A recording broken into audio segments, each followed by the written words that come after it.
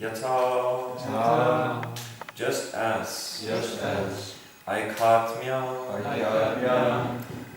in terms of oneness, manifested in varieties,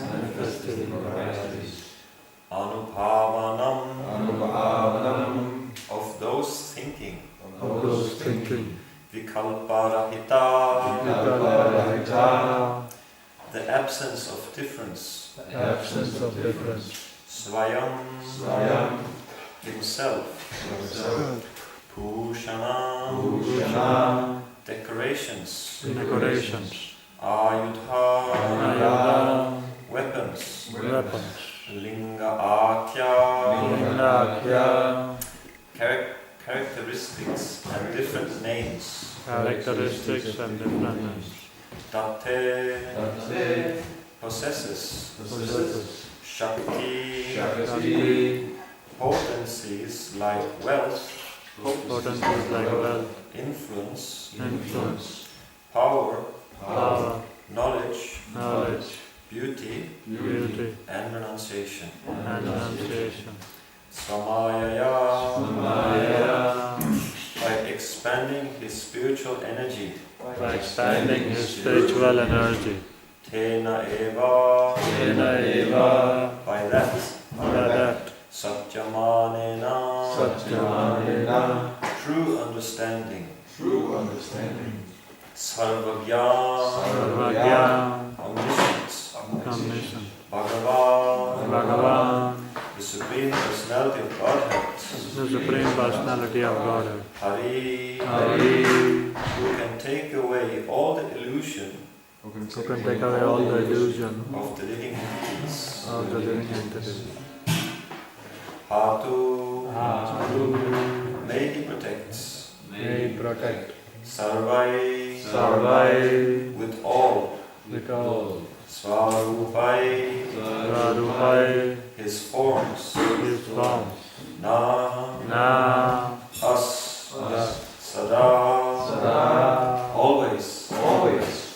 Sarvatra, everywhere. Sarvaga, who is all pervasive. Translation and purport by His Divine Prince A.C. Bhaktivedanta Swami Srila Prabhupada. The Supreme Personality of Godhead, the living entities, the material energy, the spiritual energy, and the entire creation are all individual substances. In the ultimate analysis, however, together they constitute the Supreme One, the Personality of Godhead. Therefore, those who are advanced in spiritual knowledge see unity in diversity. For such advanced person, the Lord's bodily decorations, His name, His fame, His attributes and forms, and the weapons in His hand are manifestations of the strength of His potency. According to their elevated spiritual understanding, the omniscient Lord, who manifests various forms, is present everywhere. May He always protect us everywhere from all calamities. Purport. A person highly elevated in spiritual knowledge knows that nothing exists but the Supreme Personality of Godhead. This is also confirmed in Bhagavad Gita 9.4, where Lord Krishna says, Maya Tattam Idam Sarvam, indicating that everything we see is an expansion of His energy. This is confirmed in the Vishnu Purana 1:22-52. Ekadesha stitas yatne jyotsna vistari niyata parasya brahmana shaktis tatedam akilam jagat. As a fire, although existing in one place, can expand its light and heat everywhere, so the omnipotent Lord, the Supreme Personality of Godhead, although situated in His spiritual abode, expands Himself everywhere, in both the material and spiritual worlds, by His various energies. Since both cause and effect are the Supreme Lord, there is no difference between cause and effect. Consequently, the ornaments and weapons of the Lord, being expansions of his spiritual energy, are not different from him. There is no difference between the Lord and his variously presented energies. This is also confirmed in the Padma Purana. Nama Chintamani Krishna's Chaitanya Rasa Vigraha Purna Shuddho Nityamukto Vinatam Nama Namina. The holy name of the Lord is fully identical with the Lord, not partially. The word Purna means complete. The Lord is omnipotent and omniscient, and similarly his name, form, qualities, paraphernalia, and everything pertaining to him are complete, pure, eternal, and free from material contamination. The prayer to the ornaments and carriers of the Lord is not false, for they are as good as the Lord. Since the Lord is all-pervasive, he exists in everything, and everything exists in him. Therefore, even worship of the Lord's weapons or ornaments has the same potency as worship of the Lord. Mayavadis refuse to accept the form of the Lord, or they say that the form of the Lord is Maya or false. But one should note very carefully that this is not acceptable. Although the Lord's original form and his impersonal expansion are one, the Lord maintains his form, qualities, and abode eternally. Therefore, this prayer says, Patu sarve svarupena sada sarvatra sarvaga. May the Lord, who is all-pervasive in his various forms, protect us everywhere. The Lord is always present everywhere by his name, form, qualities, attributes, and paraphernalia, and they all have equal power to protect the devotees. Srila Madhvacharya explains this as follows. Eka eva paro Vishnu bhushaheti tajeshvaja tattat shakti pradatvena swayam eva vyavastita satyananena mandeva patu sarveshvaro hari. Om Jnanati Mirandasya Gananana Salakaya Chaksuramritamena Tasmai Shri Gurave Namah. So I just read this translation just now. This one verse came to mind, and this word or words unity and diversity. I just happened to be in Sridham Mayapur, and I participated in this ISKCON ILS, because ISKCON Leadership Sangha. And one of the seminars at that Sangha, you say, there were many seminars, many different devotees from all across the world, leaders of different projects, temple presidents, project managers, and so many devotees involved in some kind of management. They gave so many different seminars on so many different topics. And I can remember one of the topics was this one, unity and diversity, which was a prominent topic among the topics. Because it's always easy to see disunity in diversity. Somehow this is a law of nature. You may see it if you go to the place where chickens they live. In the small yard where the chickens they live, and if you see that, somehow you may see that if there's a chicken that's not the same as the other ones, you have one chicken, it's like it's different, its feathers of a different color.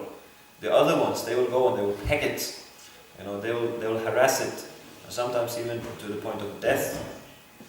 So then, in that sense, we see the nature. We see there's not unity in diversity. As soon as somebody sticks out, they're not the same as the others, that may be very dangerous, or that person may suffer greatly.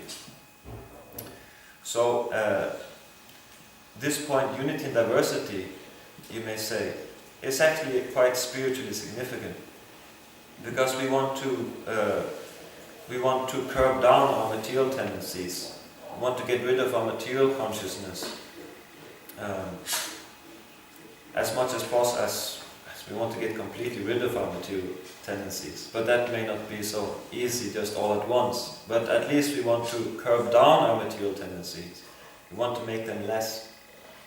And this is one prominent material tendency, that is to kick those who are different from us, or to abuse those who are different from us. So unity in diversity, that is mentioned here. And the theme, as it was presented in this ILS, this ISKCON Leadership Sangha, is that this whole ISKCON, this is actually Srila Prabhupada's mission, and this is organization or institution. So as in itself, because it's inaugurated by Acharya, like a pure devotee like Srila Prabhupada, it is also taken as, you may say here, as something holy, as something spiritually very significant, and non-different from the Lord, because it was inaugurated by his pure devotee. So it is in the same way as something that must be very much treated with the highest respect, as it is said in the third canto by Kapila Muni. They say one must execute pure devotional service by giving the greatest respect to the Acharya and the spiritual masters. So we may see also in ISKCON there's a lot of diversity. There's different devotees doing different things, and there's lots of devotees on different levels of advancement, and like that. So there's a lot of ways that we can practice this unity in diversity. Like first seeing the diversity. What is the diversity? Well, there's diversity in service, and sometimes we see that the services, they compete with each other. Like the Sankirtan devotees, they compete with the devotees that are back in the temple. Like the pujaris, they feel that, okay, we're the pujaris, we're doing the significant service. Or the Bhuktists will say, we are actually doing the significant service. And you may say there are many different areas of service where the devotees themselves, they think that they are the most prominent. But Prabhupada, he would sometimes stress that the devotee out in the garden, who's tending the garden, he's not less appreciated than the devotee who's on the altar dressing the deity. So then he would, in that way, in terms of service, he would try to make us see that it doesn't matter actually. For the eyes of the Lord, no one is not higher or less, like that. One is not better than the other. Of course, there are different ways, as now even in spiritual understanding, there's different understanding of different spiritual understandings. But in terms of service within ISKCON, Srila Prabhupada seemed very much to bring out this point that no service is more appreciated than the other, or less important than the other. So he tried to make us appreciate this point. Of course, that's one difference, diversity in terms of service. So there are many items of diversity, and we may discuss this, we might bring out this if we see something prominent like that. We can discuss this point further. So this is one very prominent point in this today's verse.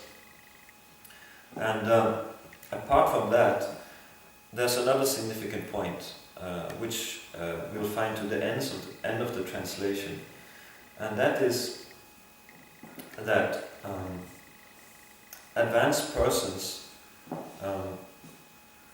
they see the Lord's bodily decoration, His name, His fame, His attributes and forms and weapons in His hands as manifestation of the strength of His potency. And says, according to the elevated spiritual understanding, the omniscient Lord, who manifests various forms, is present everywhere. So this point about seeing the Lord everywhere, this is also a significant point, because that's also made see the sum and substance of Krishna consciousness.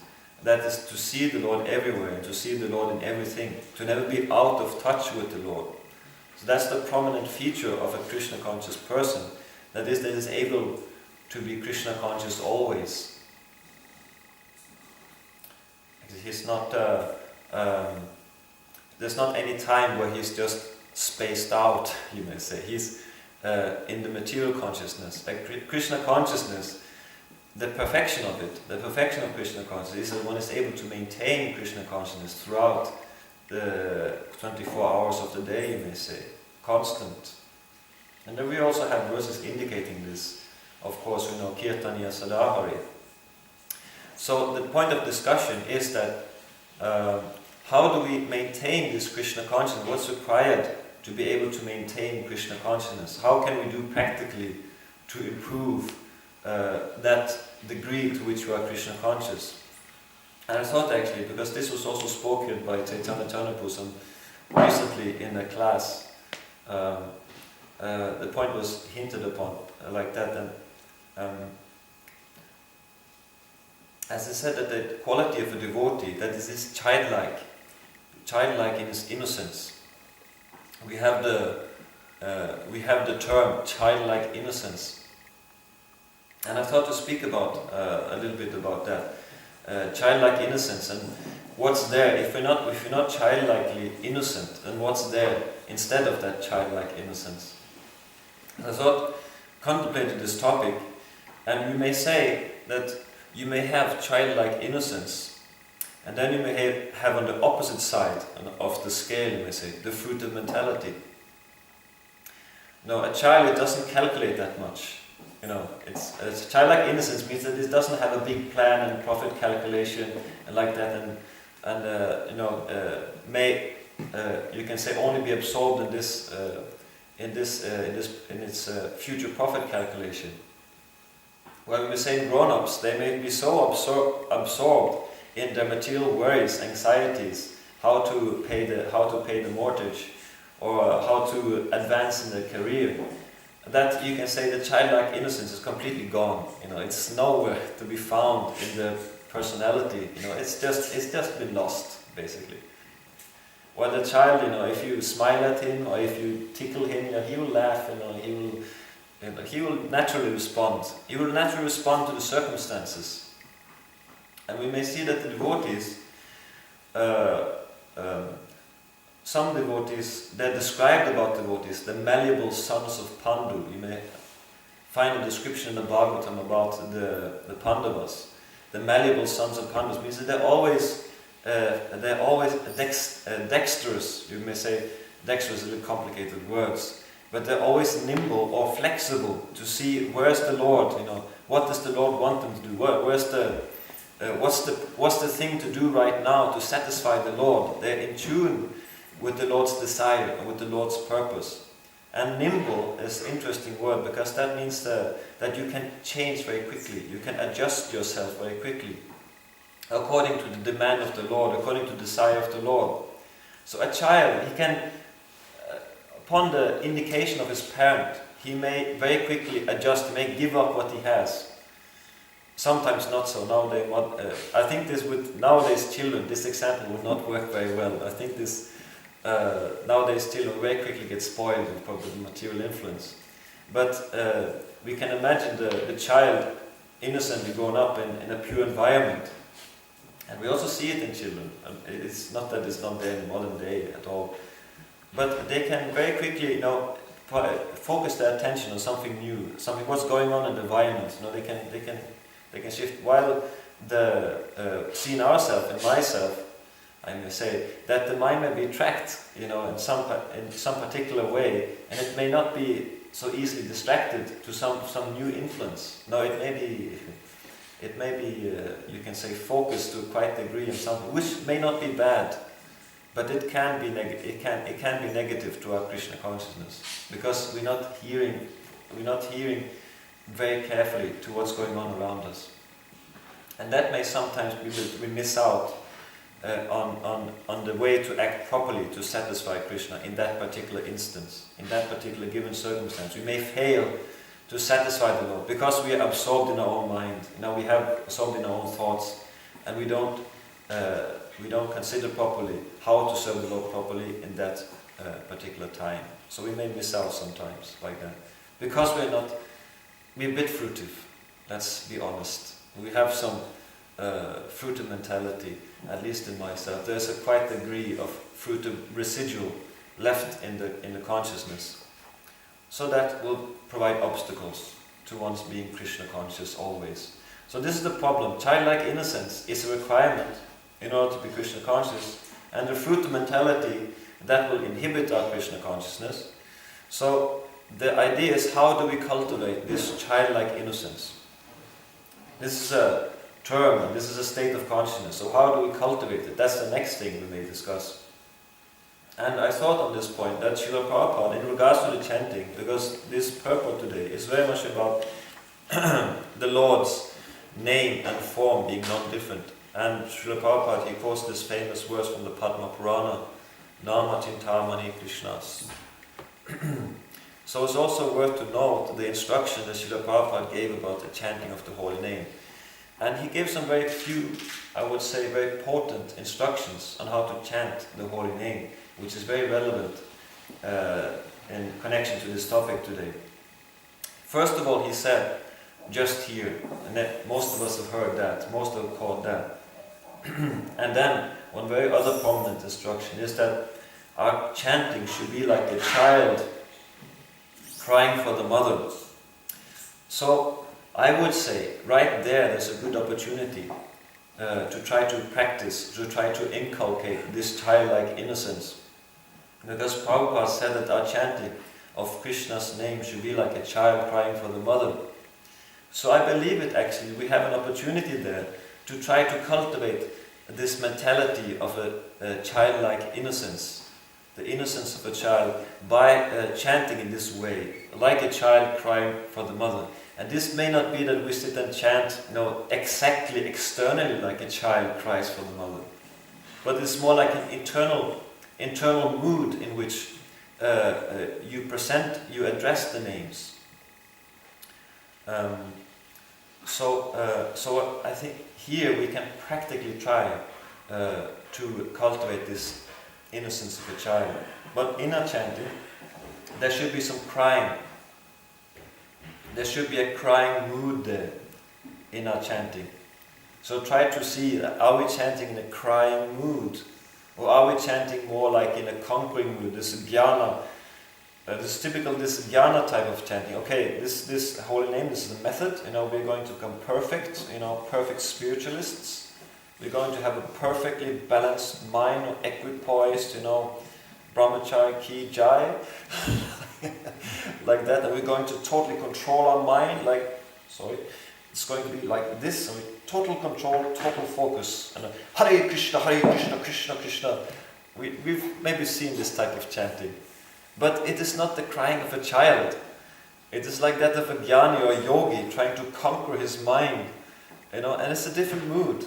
It may be favorable to some degree because control of the senses is also required, but it may not exactly be what will cultivate the childlike innocence in yourself. Because even in the jnani, even in the yogi, the fruit of mentality is there. So, but this crying of a child, that should be the focus where the fruit of mentality is absent.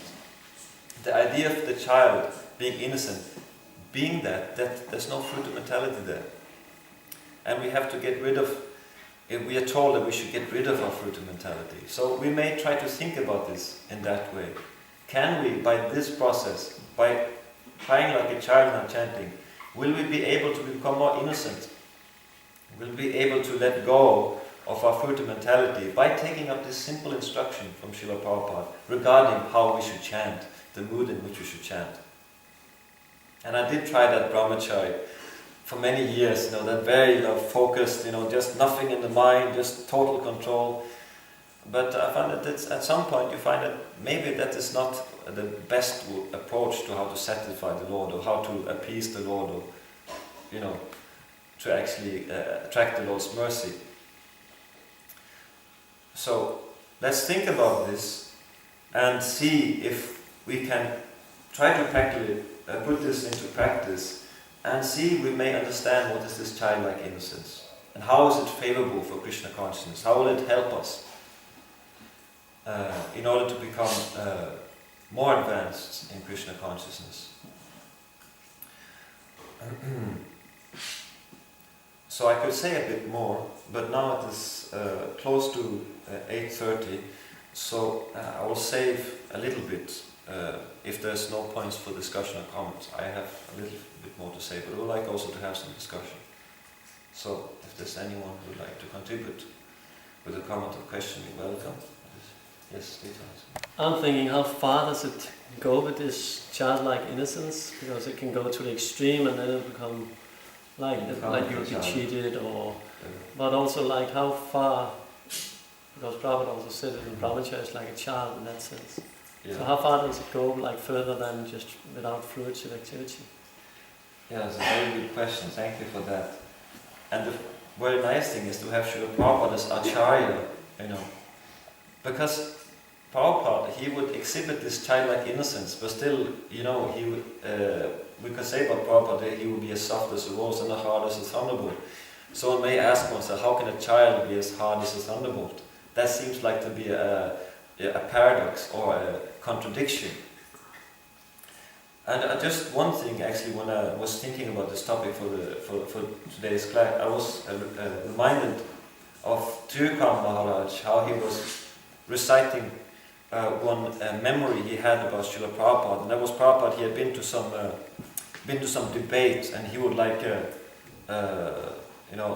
so to say, he would smash, you may say, or conquer very, very, you can say, powerfully the adversary with very powerful arguments. And Tirukam Maharaj, you had this mood, okay, Prabhupada is like a fighter, he's going out to conquer. So, yes, he was giving him massage, he was giving him a neck rub, the next, he was massaging like that. Like, okay, Prabhupada, we're going to the next fight, I'm going to smash them, I said, no, I'm just a servant. He would get this, Prabhupada, he didn't identify himself with a fighter or a conqueror like that. He would say, no, I'm just a servant, like that. In childlike innocence, he would say that, I am just a servant. So, even though Prabhupada could be so strong, so fierce, you could say, in debate, still he would not, he would